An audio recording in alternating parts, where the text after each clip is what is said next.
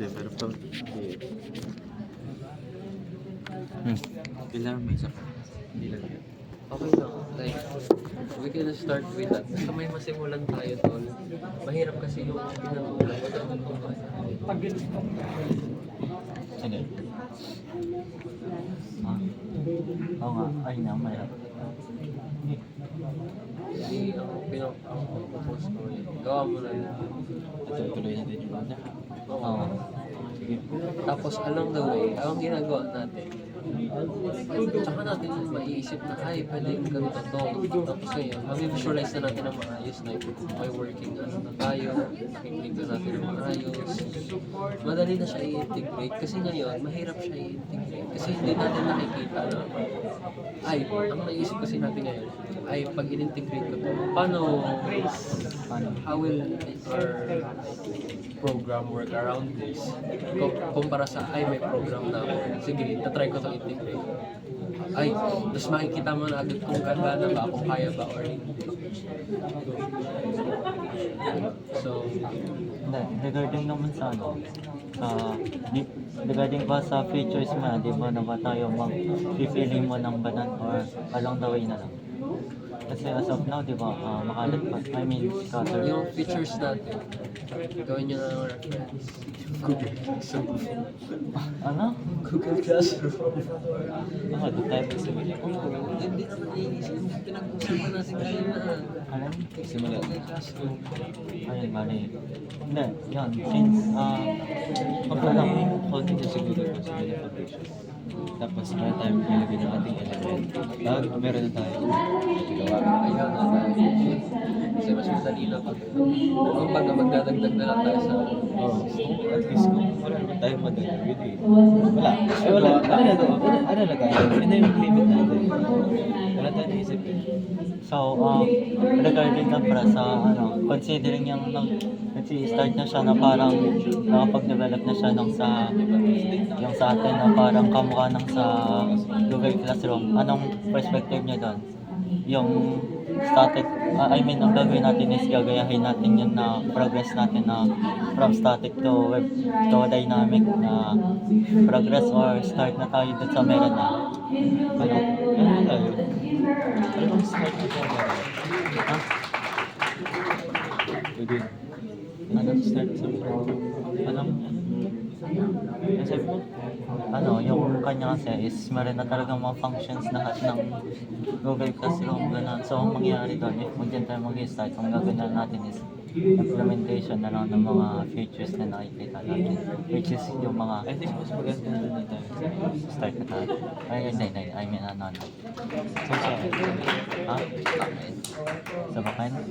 Ano Sa sa akin, ano? Mas maganda yun sa kaso. Ha? Doon tayo magsimula sa kaso. Simulan na tayo. Sa kaso. I mean, siguro. I mean, sa akin, Mas no? maganda eh. Parang ma-integrate natin. Next station, Valley UI design natin sa Who knows the senior project developer just 1 month after graduating so, from KSM? bala Let us mo welcome Mr. Luis perspective mo is start na tayo sa meron na. Or, Or logic. Ha? Talagyan meron pang katawan. Talagyan natin pala. ano na, laksan mo. May mga organs na tayo. Talagyan natin pala. Tapos, kaya natin papagaling. So, yung sa, mo yung sa static natin, discard natin yun. I mean, sa i-discard, Hindi total discard. ang gagawin niya is lalagay niya yung folder na yun, tapos i-focus niya, tapos hindi tayo mag-start niya lang for now. Anong perspective mo? Focus na yung kung ano meron siya. Tapos, Hindi na tayo. natin i-try integrate natin sa ano logic conversion. So, ilang features sa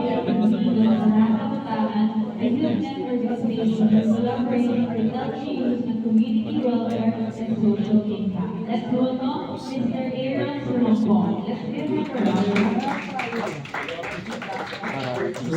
para at least hindi tayo meron tayo natugtungan na isa.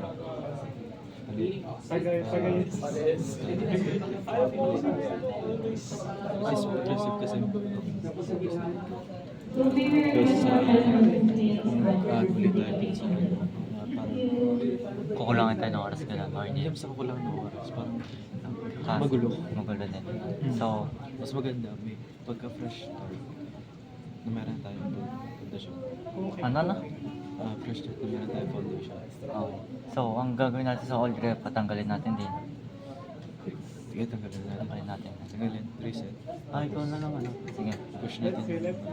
Hindi. Sige, sige. Pre, ikaw pre, anong perspective mo?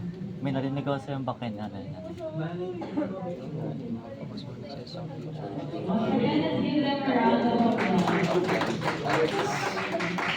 So, sa dalawa na yun, anong nakikita mo lang? Start na tayo sa meron or... I mean, meron naman talaga tayo sa pareho, kaso ang gagawin natin sa isa, gagawin lang natin yung reference, tapos dire-diretso ko rin tayo simula static or ang gagawin natin, yung reference na kukunin na natin siya, tapos yun na yung pagsisimulan natin. Ayun, yung meron na talaga mga function, yung ginawa niya sa AI. Anong Para sa akin kasi mas maganda din kasi meron naman foundation na tayo. So, ang gagawin natin, tanggalin natin yung luma. Ano na yung kaya niya. Walang masama naman para sa tayo mas makapadali at saka mas makakaayos. Ano pa rin? Hindi. Ano balita mo dyan? Okay na yan?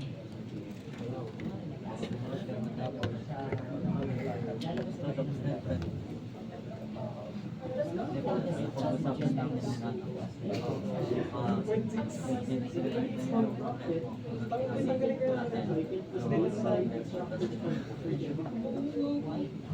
gawin mo.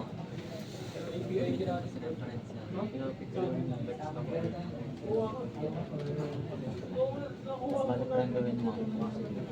Is, di ba madadala mo yun sa file. Ay, nakalagay mo sa continue mo. Tapos, sabihin mo, magiging foundation natin.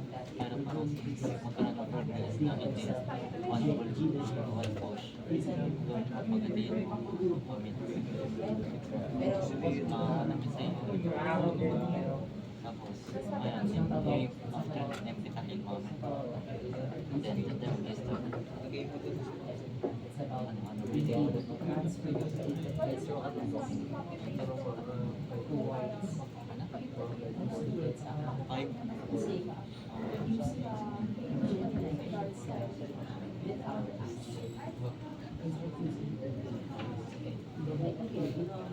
pero ano, good standard yung nabasa ko rin yan yung sa ulat na yan isang pero ano, sabi ng mga expected deliverable sa mga 5.5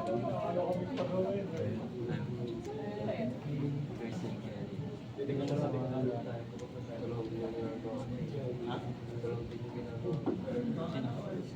Ginagawa ko? Saan? Saan? Saan? Sa project ko? Hindi.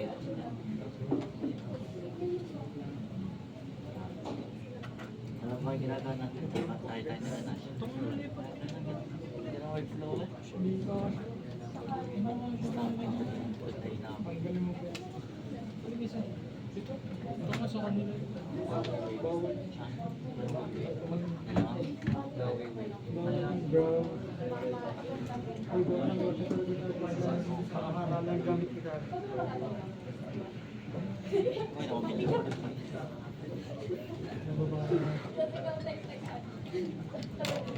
Tapos ng deep talk guys.